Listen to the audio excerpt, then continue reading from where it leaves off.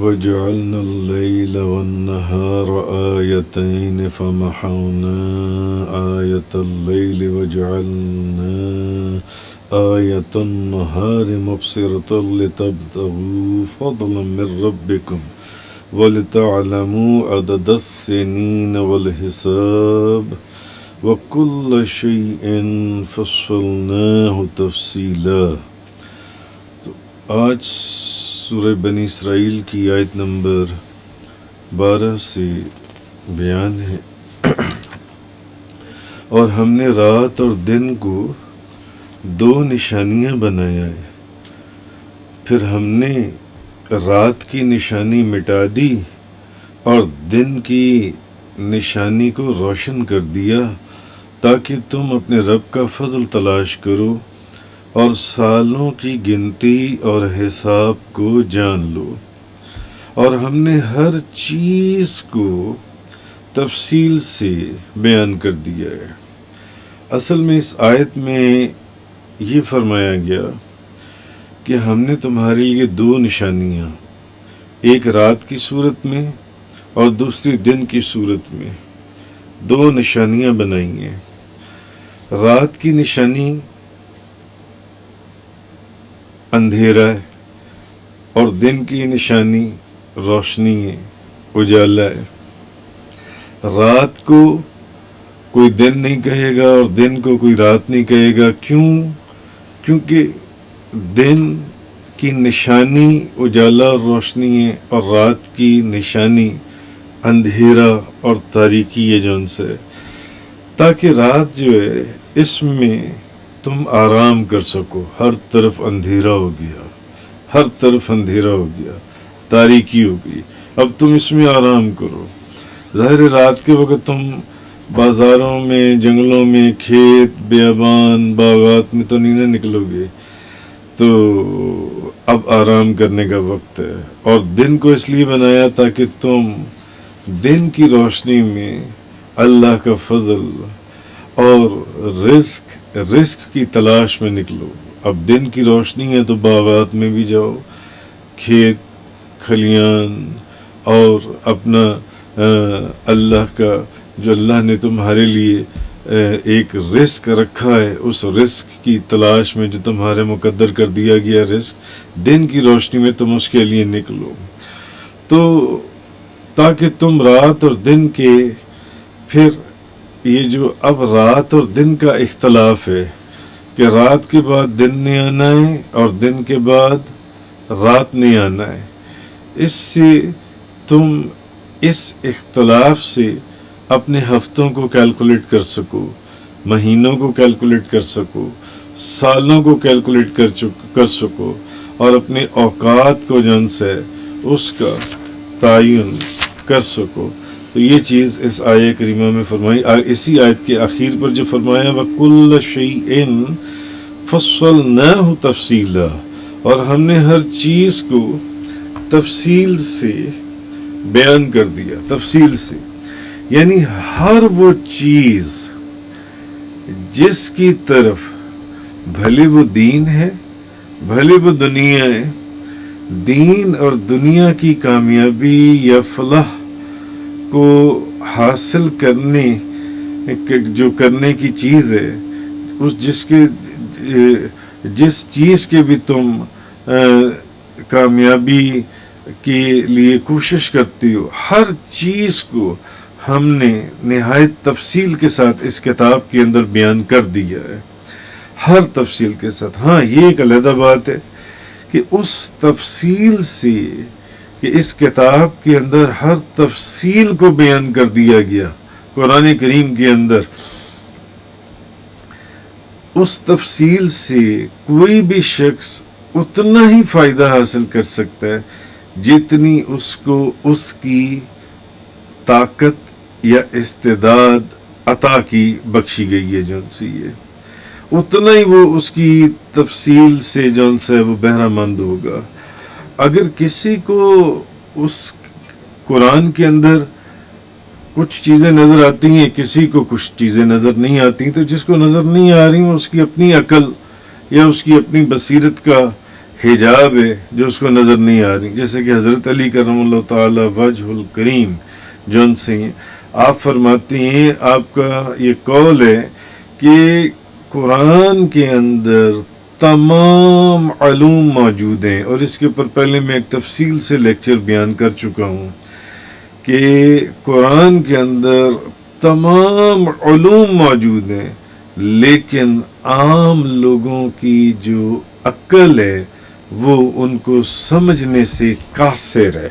تو اس کا مطلب یہ نہیں ہے کہ قرآن میں اس کی تفصیل موجود نہیں ہے۔ بہرحال آگے اگلی آیت میں فرمایا وَكُلَّ إِنسَانٍ أَلْزَمْنَاهُ طَائِرَهُ فِي عُنُقِهِ وَنُخْرِجُ لَهُ يَوْمَ الْقِيَامَةِ كِتَابًا يَلْقَاهُ مَنْشُورًا اقْرَأْ كِتَابَكَ كَفَى بِنَفْسِكَ الْيَوْمَ عَلَيْكَ حَسِيبًا۔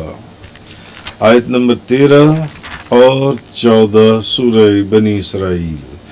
اور ہم نے ہر انسان کا اعمال نامہ اس کے گلے میں لٹکا دیا ہے، اور ہم قیامت کے دن اس کا اعمال نامہ نکالیں گے جس کو وہ کھلا ہوا پائے گا کہ اپنا اعمال نامہ پڑھ لو، آج تم خود ہی اپنا محاسبہ کرنے کے لیے کافی ہو۔ سورہ بنی اسرائیل آیت نمبر 13 اور 14۔ اور ہم نے ہر انسان کا اعمال نامہ اس کے گلے میں لٹکا دیے۔ وَكُلَّ إِنسَانٍ أَلْزَمْنَاهُ طَائِرَهُ فِي عُنُقِهِ۔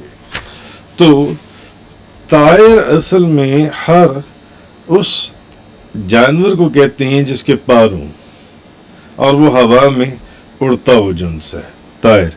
تو زمانہ جاہلیت جن سے زمانہ جاہلیت میں عربوں کا یہ ایک طریقہ کار تھا کہ جب وہ کوئی ضروری کام کرنا چاہتے تھے تو پرندوں کو بلاتے تھے، اور ان پرندوں سے وہ فال نکالتے تھے۔ اگر تو پرندہ دائیں جانب اڑ جاتا تو وہ اس کو اچھا شگون لیتے تھے کہ یہ کام کرنا چاہیے، اور اگر پرندہ بائیں جانب اڑ جاتا تو وہ اس سے بد شگونی مراد لیتے تھے اور بری فال نکالتے تھے، اور وہ سمجھتے تھے کہ یہ کام منحوس ہے جن سے، تو یہ کام نہیں کرنا چاہیے جن سے۔ تو اس طرح جو طائر کا لفظ ہے یہ شگون لینے کے لیے بھی ہونے لگ گیا، حالانکہ اصل معنی اس کے پرندے کی ہیں، مگر یہ پھر شگون کے لیے بھی استعمال ہونے لگا۔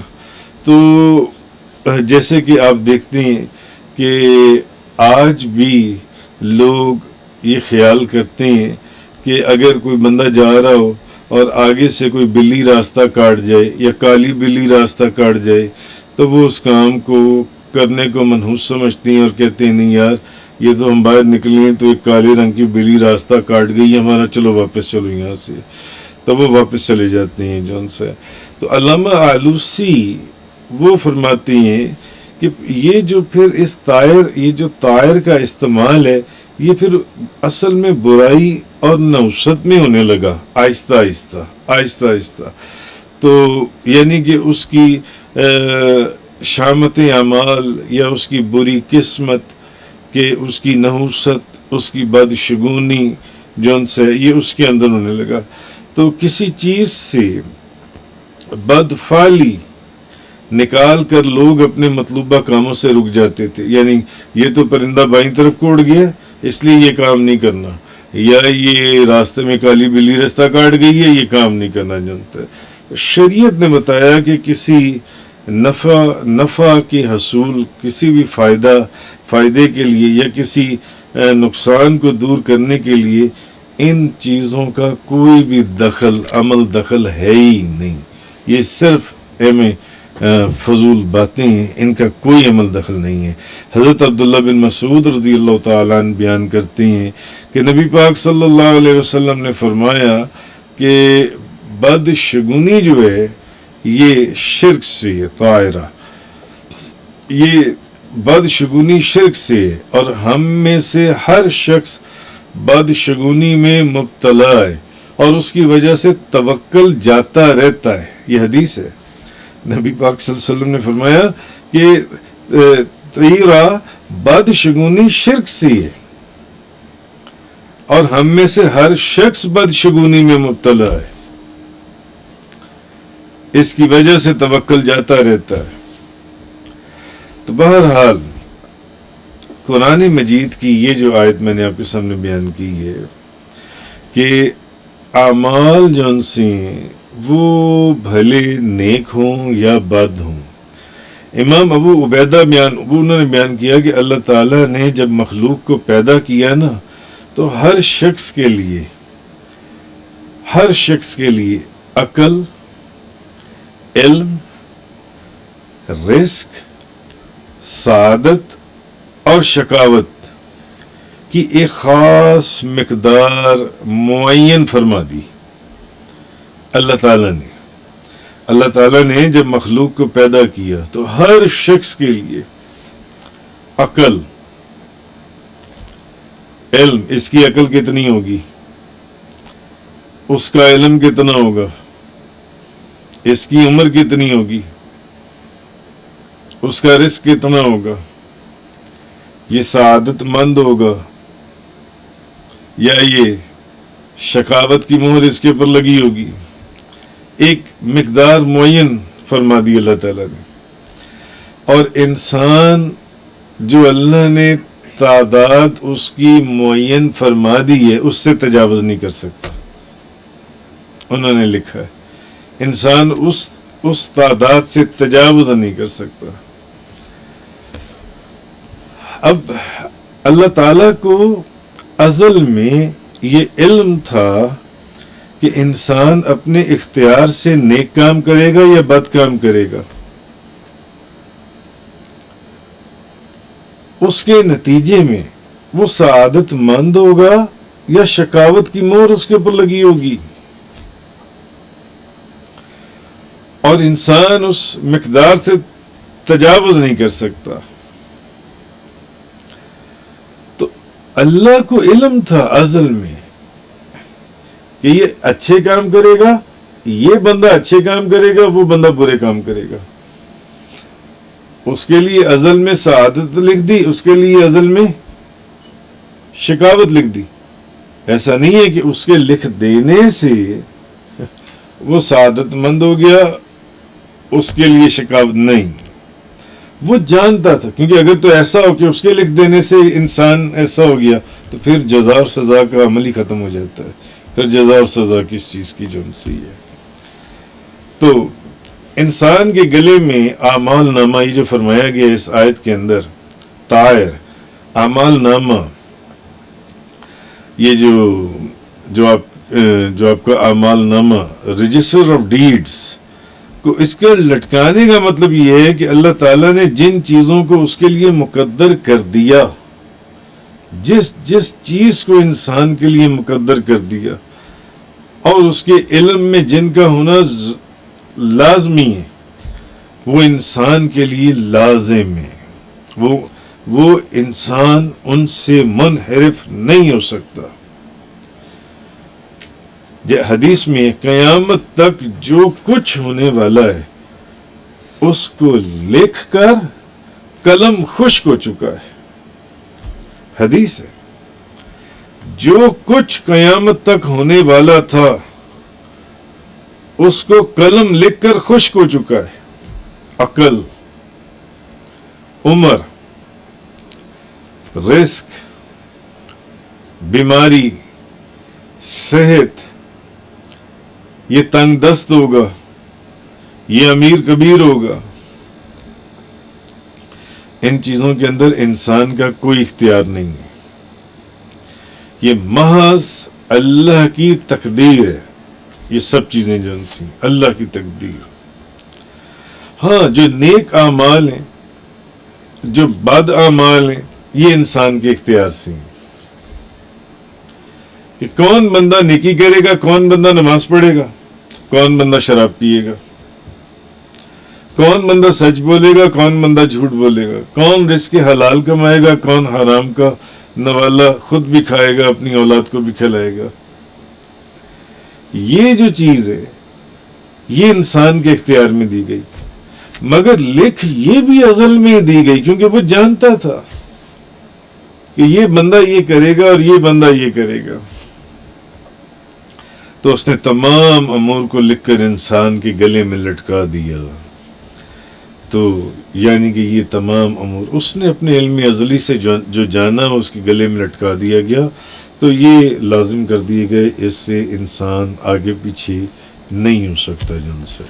تو اللہ تعالیٰ نے فرمایا کہ اپنا اعمال نامہ پڑھ لو، آج تم خود ہی اپنا محاسبہ کرنے کے لیے کافی ہو.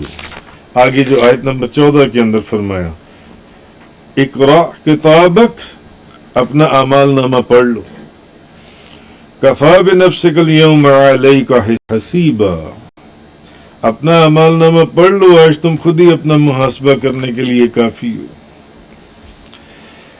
تو اس اعمال نامے کو ہر شخص پڑھے گا، بھلے وہ دنیا میں پڑھنا جانتا تھا، بھلے وہ پڑھنا نہیں جانتا تھا، مگر اب قیامت والے دن ہر بندہ اس اعمال نامے کو پڑھے گا. یعنی اس کو اس قابل بنا دیا جائے گا کہ ذرا اپنا اعمال نامہ خود پڑھو. جو کچھ تم نے کیا تھا وہ تمہارے سامنے ہے، تبھی تم اپنا محاسبہ خود کرو گے نا، ورنہ تم اپنا محاسبہ کیسے کر سکتی ہو؟ تبھی تم اپنا محاسبہ خود کرو گے.